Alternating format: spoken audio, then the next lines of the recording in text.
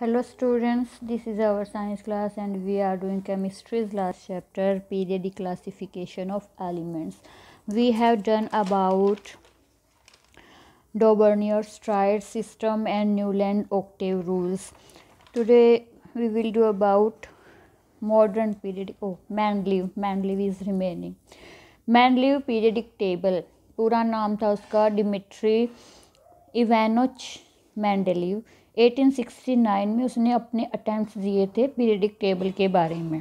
ठीक है, उस टाइम तक 63 एलिमेंट्स के बारे में ही पता था, तो उसने उन 63 एलिमेंट्स को बहुत अच्छे से अरेंज किया according to increasing atomic mass, according to their properties.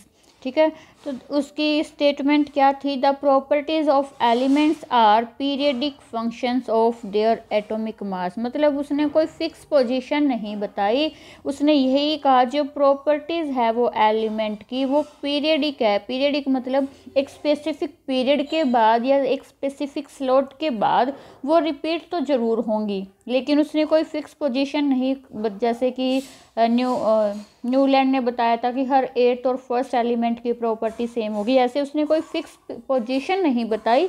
लेकिन उसने भी यही कहा था कि जो प्रॉपर्टीज़ हैं वो रिपीट तो होगी एक स्पेसिफिक पीरियड के बाद। ठीक है, और उसने भी क्या किया था? एटॉमिक मास इंक्रीजिंग ऑर्डर में रखा था एलिमेंट्स को। तो जो प्रॉपर्टीज़ हैं वो एटॉमिक मास के अकॉर्डिंग थी। जैसे अगर ये इस तरह हम सोचें कि इस तरह से सीरीज में रखेंगे अकॉर्डिंग टू एटॉमिक मास, तो जो प्रॉपर्टीज़ हैं वो रिपीट तो होंगी लेकिन फिक्स पोजीशन नहीं थी। अब हमें पता है कि उस टाइम तक 63 एलिमेंट्स थे, तो उनका सिस्टम क्या था, उन्होंने कैसे अरेंज किया? जैसे उन्होंने एक ब्लैंक बोर्ड लिया, ठीक है, कार्ड बनाई उन्होंने, लाइक ए एलिमेंट है, यहाँ उसका एटॉमिक मास लिख दिया, बेसिक प्रॉपर्टीज़ लिख दी, लाइक क्लोरीन से कैसे रिएक्शन करता है, ऑक्सीजन से कैसे रिएक्शन करता है। ठीक है, ये था जिसका एटॉमिक मास 1 था। फिर उसने एटॉमिक मास 2 वाला या इससे जिसका ज़्यादा था वो लिया, उसके पीछे उसने मतलब इस तरह से 63 एलिमेंट्स को उसने एक ग्रुप बना लिया। ठीक है, जिसमें एटॉमिक मास इंक्रीज हो रहा था और प्रॉपर्टीज़ उन कार्ड्स पे लिखी थी।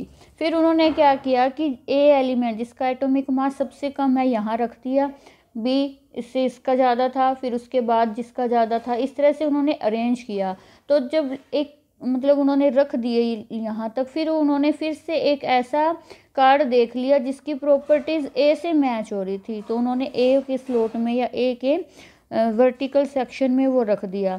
ठीक है, फिर उन्हें एक एलिमेंट मिला एच जिसकी प्रॉपर्टीज सी से मैच हो रही हैं, सेम आई की भी हो रही हैं, लेकिन बी की ऐसा कोई मिला नहीं जो बी से प्रॉपर्टीज़ मैच होता हो, तो उन्होंने उसे ब्लैंक छोड़ दिया। ठीक है, तो इस तरह से देखो उन्होंने अगर इस वर्टिकल सेक्शन में जितने भी एलिमेंट रखे उनकी प्रॉपर्टीज सेम होंगी। ठीक है, ये बहुत ही अच्छा क्लासिफिकेशन था, अकॉर्डिंग टू प्रॉपर्टीज़ था, according to increasing atomic mass था। ठीक है, तो सिस्टमिक वे में उन्होंने किया। सबसे पहले लोएस्ट एटॉमिक मास वाला लिखा, उन्होंने जो ब्लैंक छोड़े, उन्होंने ब्लैंक ऐसे ही नहीं छोड़े। अगर यहाँ पे ब्लैंक है तो जैसे हमने पढ़ा था कि उन्होंने क्या कहा था, जो ट्रायड्स थे न्यूलैंड था, उन्होंने क्या कहा था कि 56 एलिमेंट हैं और इसके बाद और एलिमेंट है ही नहीं नेचर में, और इतने ही हैं। लेकिन उन्होंने क्या कहा कि जो ब्लैंक बचे हैं, कहीं भी अगर ब्लैंक बॉक्स बचे हैं, इट मीन्स कि अभी और एलिमेंट्स डिस्कवर हो सकते हैं जो शायद इन ब्लैंक्स में फिट हो जाएंगे। ठीक है, तो इन्होंने ये अच्छा किया कि इन्होंने ब्लैंक्स छोड़े और उसको सही से बता भी दिया कि हो सकता है कि कोई और ऐसा एलिमेंट डिस्कवर हो जो इन ब्लैंक्स में फिट हो जाएंगे। इसकी मेरिट्स पढ़ते हैं हम पहले कि मेरिट्स क्या है। करेक्ट किया उन्होंने एटॉमिक मास का, जैसे कि बेरिलियम था जिसका 14.9 ले रहे थे पहले एटॉमिक मास, तो उन्होंने वो सही किया, 9.01 होना चाहिए। अपने इस सिस्टमेटिक वे में वो ऐसा कर पाए। सेकंड मेरिट क्या है?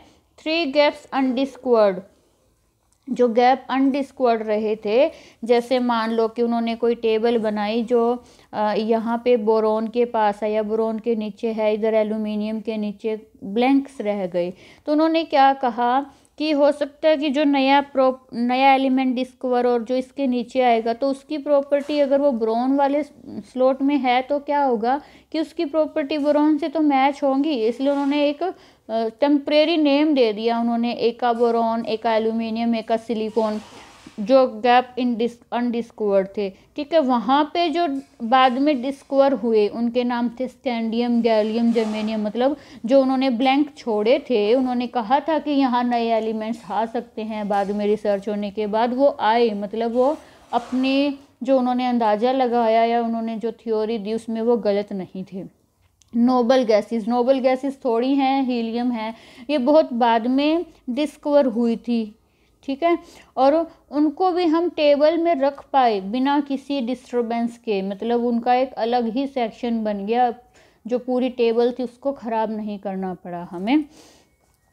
कुछ डीमेरिट्स ही इनकी भी क्या थी, आइसोटोप, हमें पता है कि आइसोटोप के जिनके एटॉमिक मास या एटॉमिक नंबर अलग होते हैं, तो आइसोटोप की पोजीशंस को एक्सप्लेन नहीं कर पाए।